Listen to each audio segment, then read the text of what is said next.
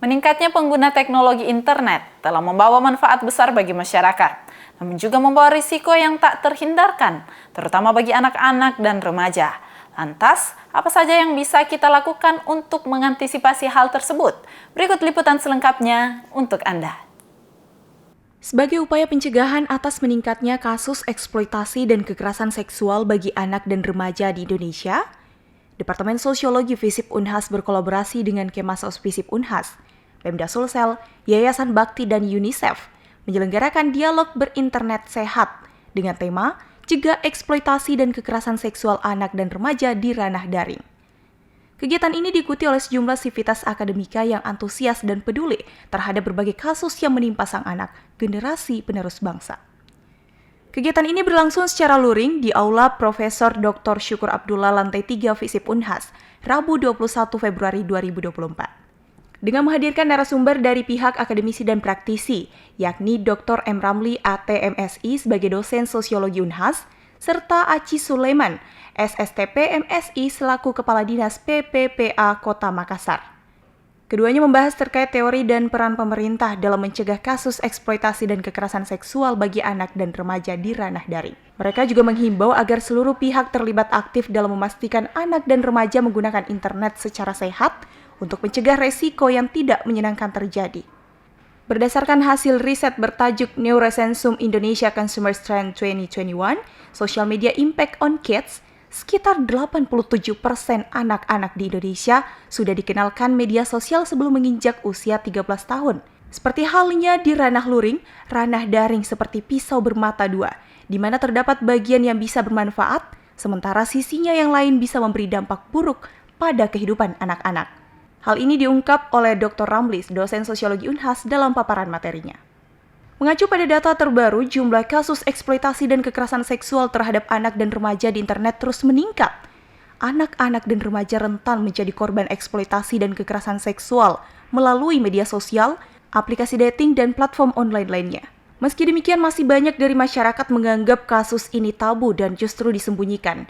Padahal setiap kekerasan seksual haruslah ditangani dengan tepat, dan korban harus dipulihkan kembali baik dari segi fisik maupun mental. Untuk mencegah eksploitasi dan kekerasan seksual anak dan remaja baik di ranah luring maupun daring, bukanlah tanggung jawab individu atau instansi tertentu saja, namun menjadi tanggung jawab semua orang, terutama mahasiswa sebagai agents of change. Saya kira sangat penting ya kalau kita lihat bagaimana peran kita sebagai mahasiswa, karena kita adalah agent of change. Kita harus mengubah segala sektor dari yang tidak baik yang menjadi baik, terutamanya soal bagaimana edukasi terhadap pola-pola kekerasan itu. Kita harus melakukan prinsip lebih baik mencegah daripada mengobati. Jadi prinsip itu adalah hal yang paling penting karena kita adalah mahasiswa, kita adalah kaum terpelajar, maka kita harus berperan aktif dalam mengedukasi masyarakat dengan hal-hal positif, terutama menggunakan internet sebaik mungkin untuk menghindari kekerasan seksual. Mungkin seperti itu dari saya. Terima kasih. Kadis PPPA menjelaskan terkait deteksi dini yang bisa dilakukan oleh para orang tua atau kerabat untuk mengenali gejala awal bagi anak yang telah mengalami tindakan tidak senonoh di lingkungannya. Olehnya itu penting pula mengajarkan sex education kepada sang anak sejak ia mulai bisa berbicara. Hal ini penting untuk mengantisipasi terjadinya kekerasan seksual terhadap sang anak.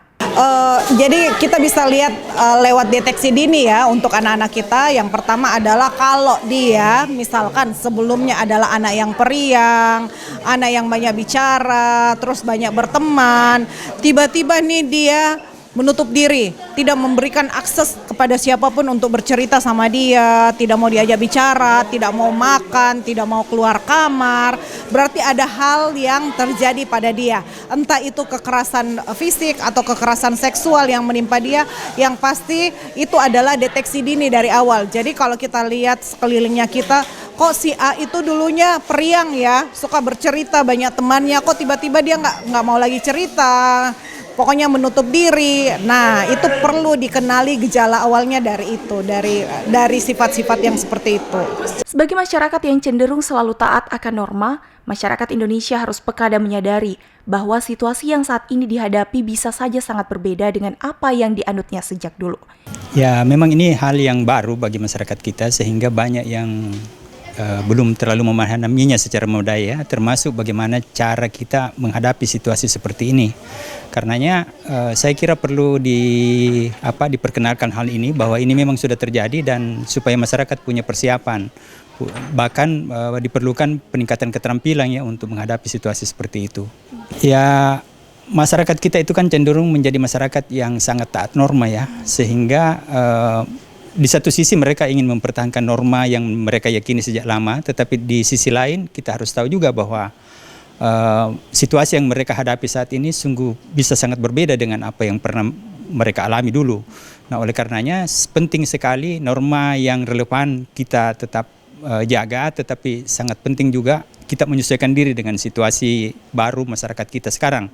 Kalau perlu kita harus membangun juga norma baru yang disesuaikan ya, yang tentu saja bermanfaat bagi masyarakat itu sendiri dalam situasi seperti ini. Supaya masyarakat kita tidak gamang menghadapi perubahan yang saya kira sangat cepat sekali terjadi di masa ini.